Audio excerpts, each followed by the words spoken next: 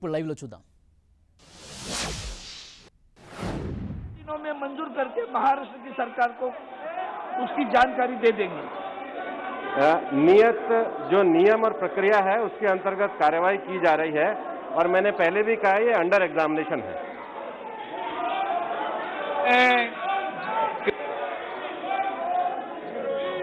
माननीय सभापति महोदय, आपके माध्यम से मैं मंत्री जी को पूछना चाहता हूं कि महाराष्ट्र राज्य से ऐसे कितने प्रस्ताव इस सीआरजेड के अंतर्गत केंद्र के पास प्रलंबित है और जो प्रलंबित प्रस्ताव है वो केंद्र सरकार कब तक उसका निपटारा करने वाली है?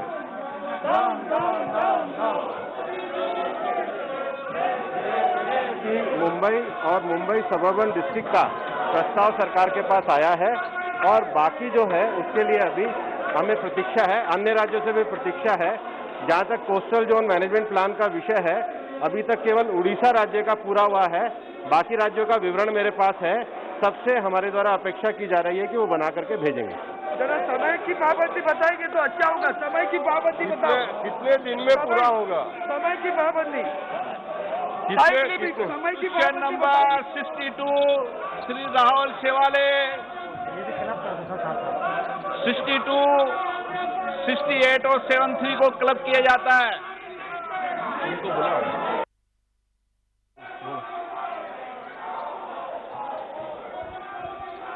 धन्यवाद अध्यक्ष महोदय.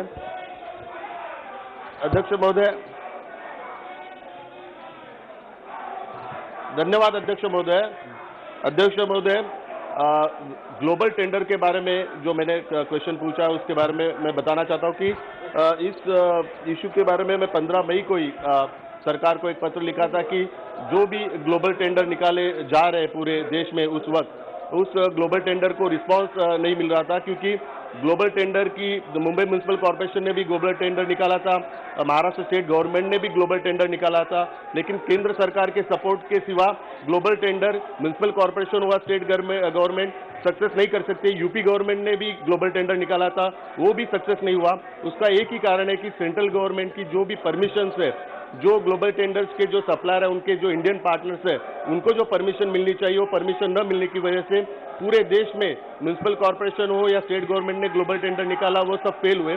तो मेरी सरकार से यही गुजारिश है कि पूरे देश में अगर ग्लोबल टेंडर कोई म्युनिसिपल कॉर्पोरेशन को या स्टेट गवर्नमेंट को निकालना हो तो एक यूनिफॉर्म पॉलिसी होनी चाहिए, यूनिफॉर्म गाइडलाइन होनी चाहिए और यूनिफॉर्म टेंडर ड्राफ्ट होना चाहिए. जो भी सप्लाई करेगा उस सप्लाई को आईसीएमआर डीजीसीआई की परमिशन मिलनी चाहिए. वो न होने की वजह से जितने भी ग्लोबल टेंडर है वो फेल हुए.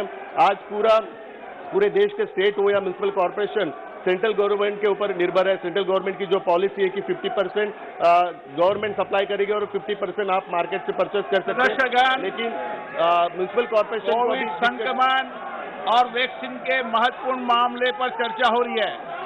मेरा आपसे आग्रह है, पूरा देश जानना चाहता है कि वैक्सीन की भारत की स्थिति क्या है. मैं आपसे आग्रह करूंगा, आप वरिष्ठ सदस्य हैं, कम से कम मास्क लगा के रखें. आप मास्क लगा के रखें. कोरोना संक्रमण अभी समाप्त नहीं हुआ है. माननीय सदस्य, आप मास्क लगा के रखें.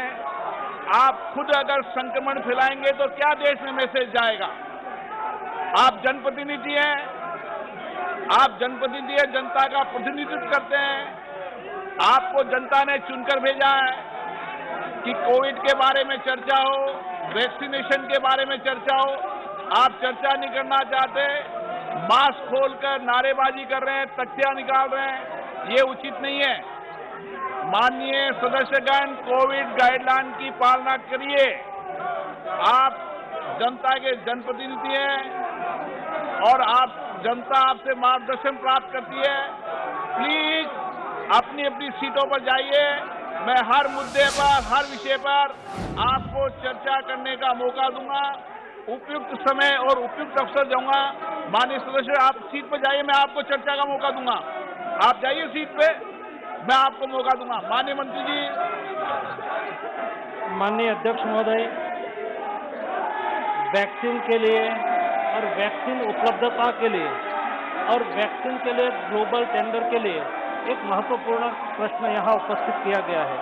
माननीय अध्यक्ष जी, मैं पहले आपके माध्यम से सदन को, देश को बताना चाहता हूँ कि देश में कोविड के संदर्भ में, वैक्सीनेशन के संदर्भ में देश में राजनीति ना हो, पॉलिटिक्स ना हो, ऐसा प्रधानमंत्री जी ने कई बार कहा है और यही विषय को लेके मैं यहाँ रिप्लाई भी दूंगा और राजनीति भी ये विषय पर मैं नहीं करना चाहूँगा। लेकिन मैं तथ्य आपके सामने रखना चाहूँगा कि माननीय अध्यक्ष महोदय, प्रधानमंत्री जी ने आज तक एक फेडरल स्ट्रक्चर के अनुरूप कोविड क्राइसिस के सामने हम सामूहिक तरीके से लड़ सके, इसके लिए 20 बार 20 टाइम स्टेट गवर्नमेंट के साथ, माननीय मुख्यमंत्री श्रीयों के साथ बातचीत किया, चर्चा की और उन्होंने जो सुझाव दिया उसमें भारत सरकार ने उसको सहयोग करने के लिए समय समय पर कार्य योजना बदली। सबसे पहले विपक्ष के द्वारा या तो कई लोगों के द्वारा या तो कई राज्य के द्वारा ये प्रश्न उठाया जाता था कि हेल्थ एक स्टेट सब्जेक्ट है और हेल्थ के लिए स्टेट को भी विश्वास में लेना चाहिए और उसको भी कोई अनुमति देनी चाहिए। राज्यों ने कहा कि वैक्सीन हम भी खरीद सकते हैं, हमें भी अनुमति देनी चाहिए। प्रधानमंत्री जी ने कहा हमें कोई दिक्कत नहीं है, राज्य भी खरीदना चाहते हैं तो राज्य भी खरीदे और खरीद के देश को, अल्टीमेटली तो देश के नागरिक को वैक्सीनेशन होना है।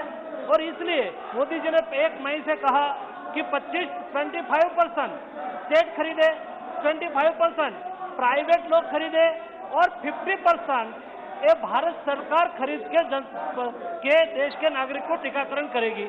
और 25% के लिए कई स्टेट ने टेंडर निकाला। हमने कहा कि हम आपको सहयोग करेंगे, देने वाले लिमिटेड थे, भारत सरकार भी बात कर रही थी, लेकिन भी कई स्टेट गवर्नमेंट ने कहा कि हम टेंडर निकालना चाहते हैं। हमने कहा क्या हमारी मदद की आवश्यकता है, मदद करने के लिए तैयार है, आप खरीद सकते हैं, टेंडर निकाल सकते हैं। 2 बात थी सर, एक उस पर राजनीति भी हो सकती थी जो कई लोगों ने की, एक हमारा क्लियर मन था, मोदी जी ने कहा उस विषय पर राजनीति नहीं, जो राज्य खरीदना चाहते हैं हम उसको मदद करेंगे।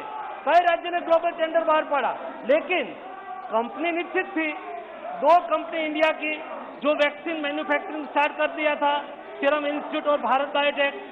मॉडर्ना ने अभी इंडिया में रजिस्ट्रेशन ले लिया है, परमिशन दे दी गई है। जॉनसन एंड जॉनसन एक कंपनी है, जॉनसन एंड जॉनसन ने भारत में बायोलॉजिकल इवेंट्स के साथ कोऑर्डिनेशन कर लिया है, टेक्नोलॉजी ट्रांसफर का काम चल रहा है। 2 कंपनी बची थी, बाद में फाइजर के साथ भारत सरकार एक लेवल से बात कर रही है, आज भी कर रही है, तब भी कर रही थी, लेकिन एक कंपनी ने बोल दिया कि हम स्टेट से नहीं, भारत सरकार हमसे बात कर रही है और हम भारत सरकार के साथ आज भी कर रहे हैं। आज भी भारत सरकार का एक एक्सपर्ट ग्रुप उसके साथ बात कर रहा है और कंपनी ने आज आके इंडिया में ऑलरेडी हमने परमिशन दे दिया है। इश्यू ये नहीं है सर, माननीय अध्यक्ष महोदय, इश्यू राजनीति का है। ये मुद्दे